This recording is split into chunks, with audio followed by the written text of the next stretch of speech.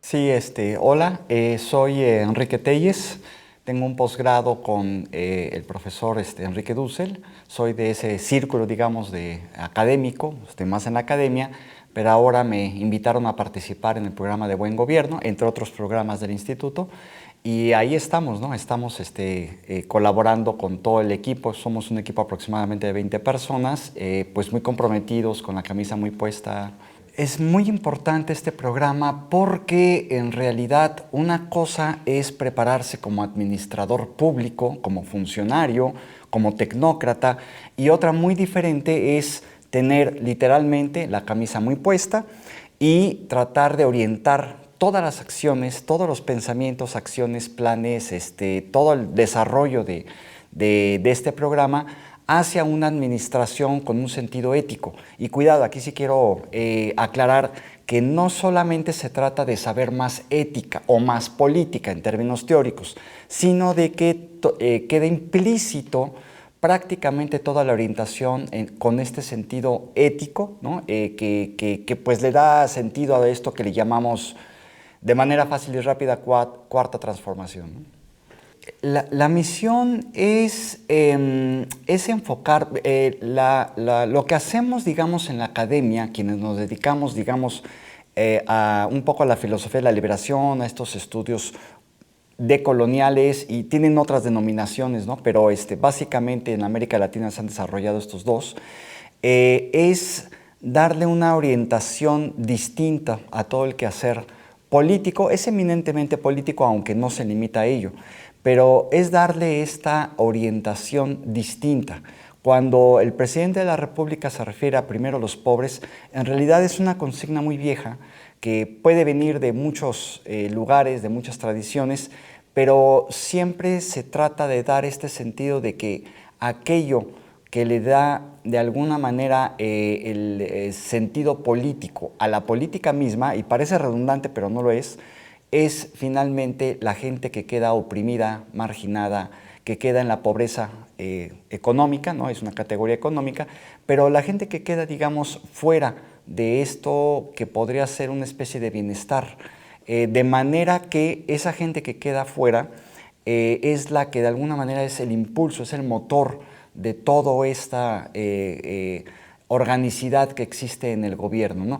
Después de muchísimos años, quizá no nos hubiéramos imaginado que es la primera vez que vemos esa fuerza, que la valoramos, que la aquilatamos, ¿no? que la sentimos, ¿no? en el día a día, pero esa fuerza es la que está atrás de toda esta transformación que se viene dando en estos últimos años de gobierno llamado de la 4T, ¿no? Ahora que estuvo la pandemia, que estamos, bueno, no hemos salido, seguimos en pandemia, pero que ya está un poco mitigado, ya empiezan a existir estas críticas de que el gobierno nunca ayudó a la clase media, ¿no? Y es una especie de reproche, ¿desde dónde? Desde la misma clase media.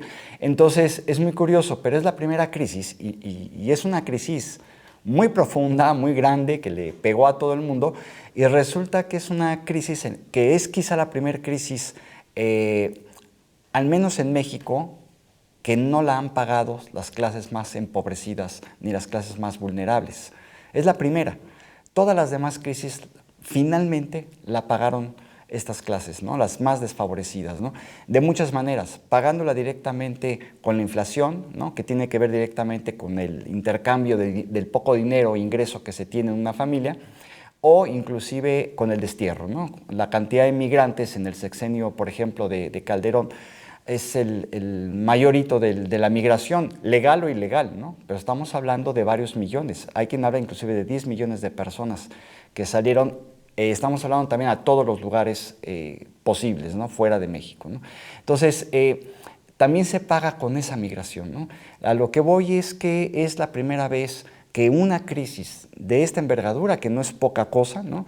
No la pagaron los más desfavorecidos de la sociedad, ¿no? Así que a mí me parece que entre una posible acción de ayudar a una clase media, que ciertamente es importante, ¿no? No cabe duda de ello, o ayudar, apoyar, aunque sea, si aún en el peor escenario, diciendo que que es un apoyo que no es estructural, vamos, que no está incorporado a toda la economía formal y demás, aún estos apoyos económicos se traducen en que por lo menos no fueron ellos quienes pagaron la crisis. Y solo estamos hablando de una crisis que además nos cayó sin decir agua va, ¿no? Y a nadie lo preveía todavía muy al principio, ¿no? Y se tardó todavía mucho en reaccionar Occidente, dentro de los, un grupo de países, vamos, dentro de los cuales México está, en tratar de ver cómo se iba a resolver este problema, que no es cosa menor, ¿no? El presidente de una mañanera nunca lo va a escuchar uno hablando de la ética de Aristóteles, por ejemplo, o de la ética de cualquier otro pensador occidental, sobre todo, ¿no? A lo mucho menciona la trilogía andina, ¿no? Que ya es muy conocida de todos, pero no habla en términos teóricos. Más bien, y de lo que se habla mucho, es de la corrupción y de todo ese ramaje que se fue escondiendo durante los últimos decenios de este país en la sociedad, ¿no? Al grado de que hicimos de la corrupción una cultura en donde no era mal visto una persona que robara, ¿no? Y entre más robara, hasta era más respetado, ¿no? O sea, a esos grados llegamos, ¿no? Entonces, lo que intentamos hacer ciertamente es dar algunos elementos, dar algunas citas muy breves, dar mencionar algunas teorías, mencionar algunos autores importantes, pero no más que eso. Y todo lo demás es canalizar en una unidad, digamos, en un cuerpo sistemático de textos, ¿no? De textos, pero también incluimos videos, caricaturas, etcétera, para que se vea, para que sea explícito el hecho de que las buenas decisiones tienen que redundar en una buena política, ¿no? Sin tener que estar mencionando constantemente un concepto o hacer alusión a un texto, ¿no? De clásico, Ética Nicómano, por ejemplo, ¿no?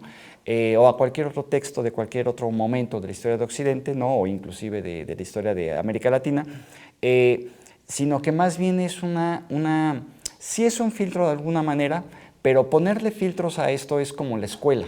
Y no queremos caer en ese academicismo de que, si no te sabes cuál es la trilogía andina, entonces no pasas. No, puedes no saberlo, pero sí tienes que asumir todo lo que se pide, que son básicamente 3 textos muy breves, ¿no? A manera de planeación, ¿no? de cómo solventar un problema, ¿no? Muy específico, muy particular, y cómo hacerlo dándole la orientación adecuada. Diríamos una orientación ética, pero ahí sí podría ser redundante porque realmente cualquier orientación no es neutra, ¿no? Entonces, en realidad le estamos estamos canalizándolo a que realmente se trate de vincular lo que es el Programa Nacional de Desarrollo con todos estos preceptos, ¿no? Que el presidente de pronto los lanza por varios lados, ¿no? Y hay que estarlos pescando en sus libros, en sus mañaneras y demás. Pero vamos, también es un poco de sentido común, ¿no? No podemos no actuar de esta manera. Más bien, ¿cómo llegamos al lugar en donde estábamos, ¿no? Hace pocos años, ¿no? O sea, ya era tantísima la corrupción que ya hasta dentro de las casas, ¿no? Dentro de una familia ya se empezaba a configurar el hecho de que tuviéramos que corrompernos para progresar, ¿no? Si no transas, no avanzas, ¿no? Entonces, pues ya se había vuelto una máxima, ¿no? De familiar, ¿no? De que hay que hacer las cosas así para que podamos salir del atolladero en el que estamos económico, ¿no? Y entonces, pues, si vemos que desde arriba así es el asunto, pues evidentemente desde abajo nos sentimos con esa libertad, ¿no? Si roban los otros, ¿por qué yo no? ¿No? O sea, así funciona el sistema, ¿no? Entonces, romper con eso es darle una orientación antagónica casi a toda la política, ¿no? Entonces, no ha sido fácil, no es fácil, a veces hay que asumir papeles para hacer un taller y demás, y ahí se ve que la gente trae todavía el patrón, ¿no? De conducta vertical, autoritario, antidemocrático, etc. Son cosas que hay que corregir. No quiere decir que con esto ya salga un hombre nuevo, ¿no? Una mujer nueva. No, para nada, tampoco hay que ser ingenuos. Pero sí por lo menos sabemos o garantizamos que una persona por lo menos ya escuchó o ya previó que de alguna manera se pueden orientar las cosas, se puede hacer política de otra manera, ya no política como dominación, sino política como servicio, ¿no? Y esto es muy importante, ¿no? Porque el servicio lo es todo, es lo que le da sentido, digamos, a la política, ¿no? Hay gente que ya está trabajando en el gobierno o está trabajando en cualquier otro lugar, podría ser una empresa privada, o hay gente que está apenas incorporándose, ¿no? Desde un círculo de estudios, hay gente que está desempleada y dice, mira, mientras consigo algo, entro al diplomado y está muy abierto, muy abierto, ¿no? Y eso ha sido muy benéfico porque realmente tenemos un espectro, digamos, de visiones y de perspectivas muy amplio.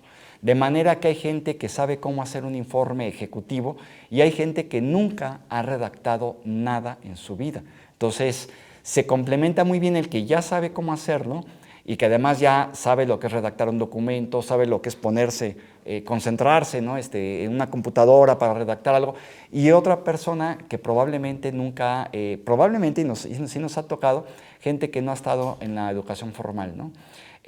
Lo cual, bueno, pues ahí se ven todas las disparidades. Pero afortunadamente, y gracias también a talleres complementarios, no solamente es un curso en línea, ¿no? Aclaro esto, hay talleres, hay capacitaciones. En los talleres la gente interactúa entre ellos, en grupos pequeños, y se les da mucho seguimiento. Y son 4 horas muy intensas que a todos se nos van como agua, ¿no? De manera que cuando interactúan entre ellos se dan cuenta que a unos les falta y a otros les sobra, y entonces pues podemos complementarnos muy bien, ¿no? Entonces ha sido, yo diría que inclusive un experimento gozoso, ¿no? Porque realmente ellos lo gozan, nosotros también lo gozamos en la interacción, pero o canalizando, orientando, en fin, comentando un sinnúmero de cosas, pero la verdad ha sido muy constructivo para todos. O sea, las peores quejas, ni siquiera las había escuchado yo en 20 años de academia que llevo, ¿no? Entonces es muy curioso ver cómo la gente agradece mucho las dinámicas, porque aprende. Los que no sabían nada así, ni cómo redactar nada, terminan sabiendo por lo menos a elaborar un documento ejecutivo para que alguien llegue en el gobierno y los escuche, ¿no? Entonces, eso es una carta de presentación que a mucha gente le ha servido, ¿no? Entonces, se ha vuelto un espacio académico o con cierto viso académico, pero que en realidad no es academia, ¿no? Porque no estamos repitiendo o intentamos no repetir los mismos patrones de la academia, si no, no tendría sentido, ¿no? No solo por el sesgo claramente de tratar de hacer una especie de administración pública, pero aquí también es muy importante hacer notar que hemos cambiado porque ya no le llamamos servidor público, le llamamos servidor popular a la persona que sale de nuestro programa. Entonces esto da también una orientación y la gente realmente lo asume como eso, ¿no? Entonces ha sido un experimento muy lindo en ese sentido, ¿no? En mi caso muy particular yo estudié ingeniería, o sea, estaba yo alejado de las cuestiones sociales, políticas y demás. Creo que siempre tuve de alguna manera el gusanito de pensar estos temas, porque en mi familia se hablaba de pronto en aquellos años, no sé, de la revolución nicaragüense, por ejemplo, ¿no? Se hablaba de los problemas que había de pobreza con Miguel de la Madrid, ¿no? Etcétera. O sea, no eran temas ajenos los de política en casa, pero tampoco era algo que estuviéramos, digamos, que estuviera en el aire como para que uno se adentrara o se metiera en estos temas a nivel profesional, ¿no?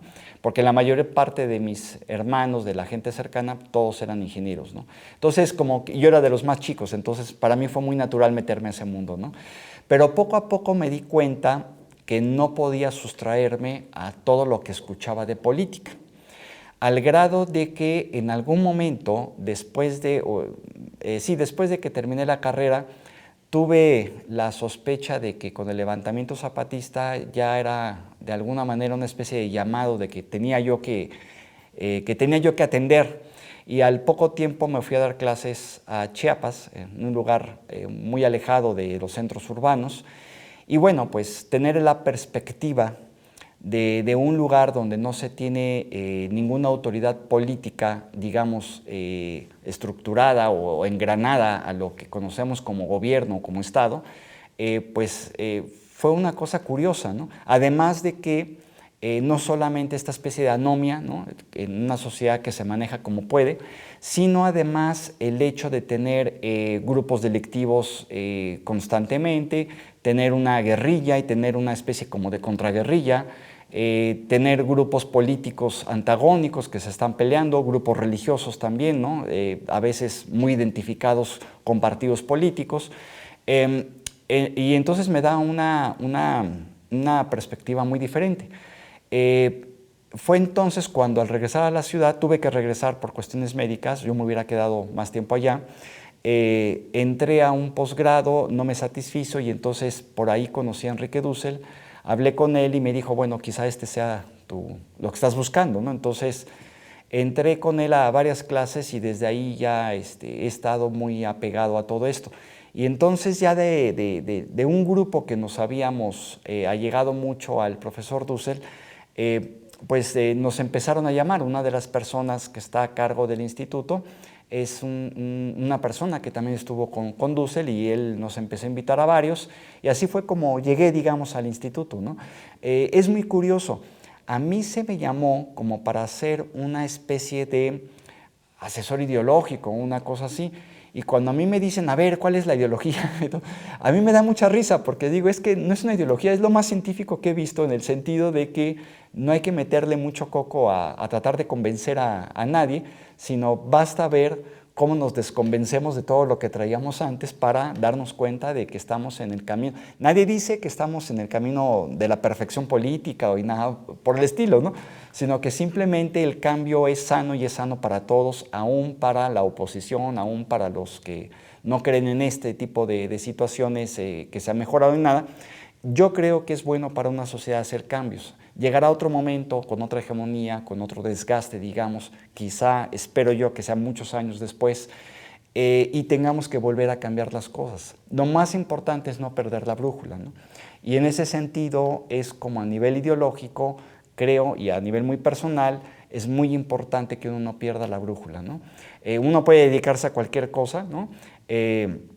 Uno puede dedicarse a cosas muy, muy técnicas, pero es muy importante no perder la brújula en todo el resto porque no es lo mismo poner ladrillos para construir una pared que hacerse la idea de que estamos poniendo ladrillos para construir un castillo, ¿no?